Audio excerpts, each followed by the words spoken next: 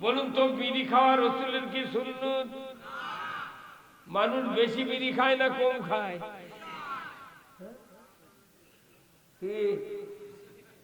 মসজিদে যাই মোতাল্লি বিড়ি খায়, কথা বলে রে।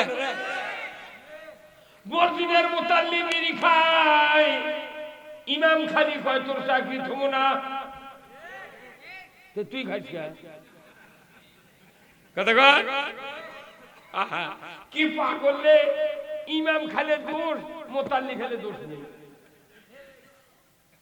ইমাম যদি সুদে করে টাকা নেয়, কয় হুজুর আমি সুদের টাকা লেগে তুই সিচিলন করছু গা, কেবা কি কথা বললেন না আপনারা? তাহলে নবীর সুন্নত সুদ বাদ দেওয়া, নবীর সুন্নত বিড়ি বাদ দেওয়া, কথা ঠিক কিনা? নবীর সুন্নাত দাড়ি রাখা,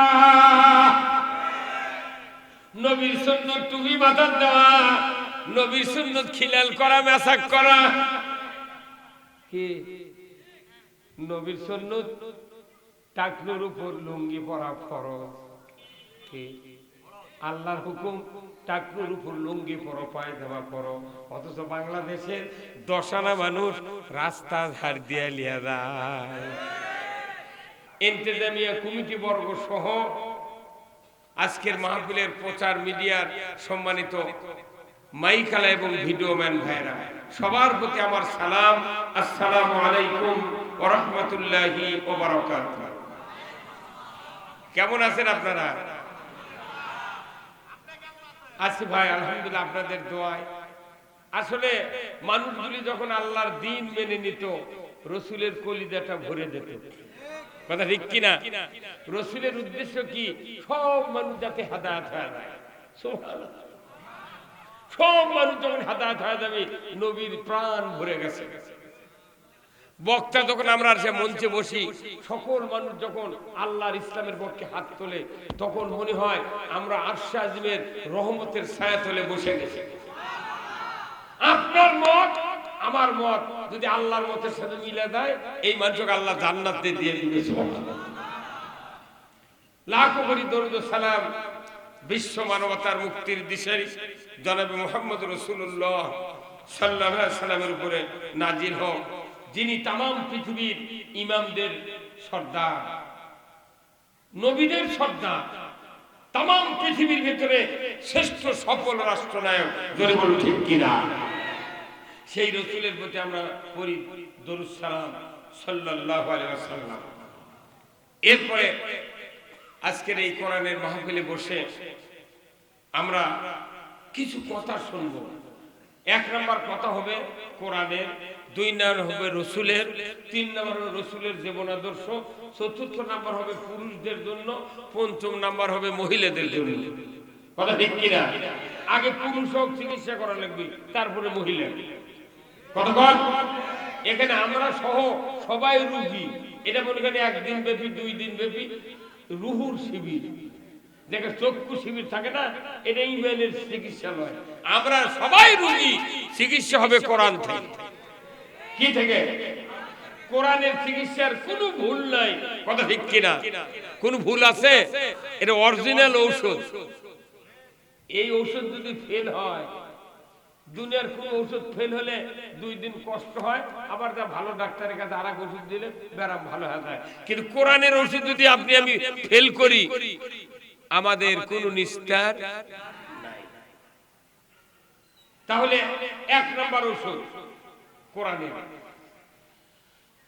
আল্লাহ রাব্বুল আলামিন কোরআনুল কারীমে বলছেন, কুল্লাহবিতু মিনহা জামিআ ফাইম্মা ইয়াতিয়ান্নাকুম মিন্নি হুদান ফামান তাবিআ হুদায়া ফালা খাউফুন আলাইহিম ওয়ালা হুম ইয়াহজানুন। আমার আল্লাহ বলছেন, আদম বংশধর পৃথিবীর জমিনে নেমে যাও, মিন্নি হুদান, আমার তরফ থেকে যে হেদায়েত বাণী যাবে, ফামান তাবিয়া, যদি ইতাত করতে পারো, ফালা খাউফুন, তোমাদের জন্য কোনো ভয় নাই, ওয়ালা হুম ইয়াহজানুন, তোমাদের জন্য কোনো দুশ্চিন্তা করতে হবে না। কোরআন মানলে ভয় নাই, চিন্তা নাই। কার কথা? জবান খুলে বলেন, কার কথা? সুবহানাল্লাহ। আল্লাহ কি দয়ালু, এমন চিকিৎসা দিয়েছে, কোরআন মানবে জান্নাতে যাবে, কোরআন মানবে না জাহান্নামে যাবে। এত সত্য কথা। আমার ভাইরা, কোরআন মানলে ভয় নাই, চিন্তা নাই। এত মূল্যবান কথা বললেন। এরপরে আয়াতে আল্লাহ বললেন, ওয়াল্লাযীনা কাফারু ওয়া কাযযাবু বিআয়াতিনা উলাইকা আসহাবুন নারি হুম ফিহা খালিদুন। আবার আল্লাহ বলছেন, যারা কোরআনের কথাগুলি মিথ্যা মনে করবে, অবিশ্বাস করবে, আমি আল্লাহ বলে দিচ্ছি কিয়ামতের দিন তারা জাহান্নামের আগুনের সাথী সঙ্গী হবে। এই দুটা আয়াত যদি বাংলাদেশের মানুষ স্পষ্ট বুঝতে পারতাম, কোনদিন কোরআনের বিরোধিতা করতাম না, আল্লাহর বিরোধিতা করতাম না, রসুলের বিরোধিতা করতাম না। আমার আল্লাহ বলেছেন নৈবেত্তিক ভাবে দুইটা আয়াত। এই দুইটা আয়াতের মূল বক্তব্য হলো কোরআন মানলে জান্নাতি, না মানলে জাহান্নামী। স্পষ্ট কথা।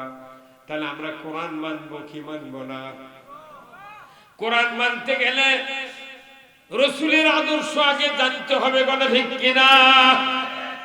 রসুল জবানে বলেছেন, মান আহাব্বা সুন্নতি ফাকাদ আহাব্বানি ওয়া মান আহাব্বানি কানা মাই ফিল জান্নাহ। এত দামি কথা মানুষের সামনে নবী বললেন, ও আমার উম্মতেরা, তোমরা যদি আমার সুন্নাহ, আমার আদর্শ, আমার কর্মকাণ্ড যদি ভালোবাসো, আমি নবীকে তোমরা ভালোবাসলে, আর যদি তোমরা আমাকে ভালোবাসো, আমি রাসূল বলে দিচ্ছি কিয়ামতের দিন আমি নবী আমার সাথে জান্নাতে থাকবে। জান্নাতে থাকতে গেলে রাসূলের সুন্নাহ মানা ছাড়া কোনো পথ নাই। বলুন তো, বিড়ি খাওয়া রাসূলের কি সুন্নাত? মানুষ বেশি বিড়ি খায় না কম খায়?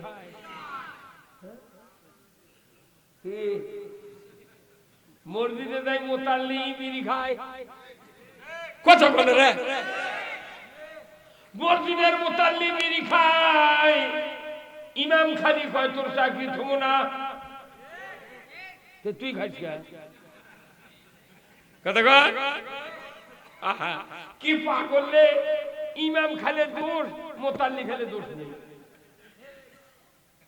ইমাম যদি সুদে করে টাকা নেয়, কয় হুজুর আমি সুদের টাকা লেগে, তুই সিসি লোন করছু গা। কেবা কি কথা বললেন না আপনারা? তাহলে নবীর সুন্নত সুদ বাদ দেওয়া, নবীর সুন্নত বিড়ি বাদ দেওয়া, কথা ঠিক কিনা? নবীর সুন্নাত দাড়ি রাখা, নবীর সুন্নত টুপি মাথায় দেওয়া, নবীর সুন্নত খিলাল করা, মেসাক করা। কি নবীর সুন্নত টাকনুর উপর লুঙ্গি পরা ফরজ। কি আল্লাহর হুকুম টাকনুর উপর লুঙ্গি পরো, পায়জামা পরো। অথচ বাংলাদেশের 10 আনা মানুষ রাস্তা ধার দিয়ে লিয়া যায়। আমার নবী বলেছেন, ও আমার উম্মতেরা, যারা টাকনুর নিচে কাপড় পরলে হাসরের ময়দানে ওই ব্যক্তিদেরকে আল্লাহর রহমতের নজরের বাহিরে রাখবে। লুঙ্গি ছেড়ে দিতে, প্যান আবার জুতোর মধ্যে ঢুকে দিচ্ছে, দিয়ে করছে আমি নেতা সাজিছি, তোর নেতা তো খেতা বানাবি। নবীর সুন্নাত, নবীর সুন্নাত যারা ভালোবাসলো তারা নবীকে ভালোবাসবে। আল্লাহু আকবার।